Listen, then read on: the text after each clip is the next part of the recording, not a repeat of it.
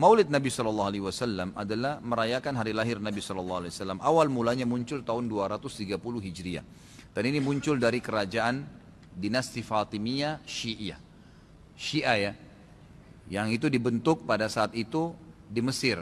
Dan mereka punya 6 macam maulid dan sampai hari ini di Iran masih ada tuh. Jadi yang berfaham Syiah memang mengikuti ini. Sayangnya banyak ahli sunnah yang menarik ajaran ini, pemahaman ini ke pemahaman mereka. Padahal sebenarnya pemahaman orang-orang Syiah.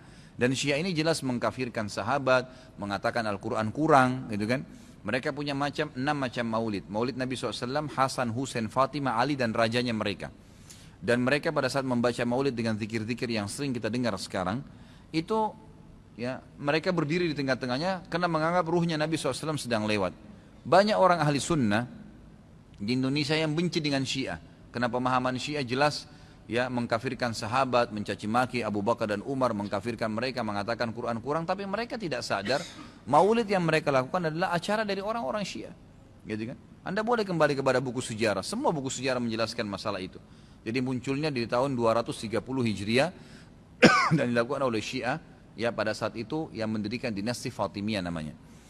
Baik, itu kurang lebih gambaran tentang sejarahnya. Dan orang-orang Syiah Fatimiyah waktu itu mengadakan maulid. Review lagi kembali kenapa mereka buat.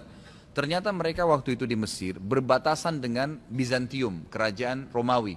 Dan waktu itu orang-orang Romawi mereka mengadakan maulidnya Nabi Isa, kan gitu. Maka orang-orang Syiah waktu itu mengatakan di Mesir, kalau gitu kita juga buat maulid untuk Nabi SAW.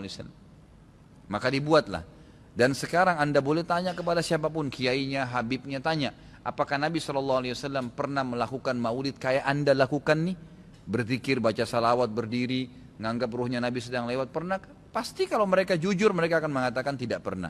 Ditanya, lalu kenapa Anda lakukan? Bentuk cinta kepada Nabi SAW. Bentuk cinta itu harusnya mengikuti dan mencontohi dan melakukan apa yang dicontohkan dan diperintahkan saja, nggak menambah, gitu kan? Karena kalau kita menambah seakan-akan kita menganggap Nabi SAW masih ada yang belum disampaikan. Para Nabi sudah pada saat meninggal menyampaikan semua. Apa kata Ibnu Katsir rahimahullah? Beliau mengatakan kalimat yang mulia pada saat menafsirkan surah Al-Maidah ayat 3. Al-yawma akmaltu lakum dinakum wa atmamtu alaikum ni'mati wa raditu lakumul Islam madina. Hari ini aku sempurnakan agama kalian, nikmatku untuk kalian dan aku ridho Islam sebagai agama kalian, kata Ibnu Katsir.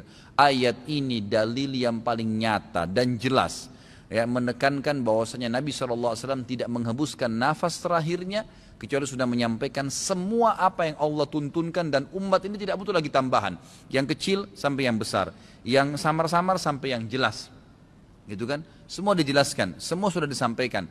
Dan Nabi SAW pada saat mau meninggal dunia di Haji Wada, beliau mengatakan halla ballagtu, ingatlah saya sudah sampaikan kepada kalian. Alla ballagtu, ingatlah saya sudah sampaikan kepada kalian. Sudah cukup semuanya, maka jangan ditambah, jangan dikurangin saudaraku. Bacalah salawat, Nabi SAW perintahin tuh, banyak perintah salawat.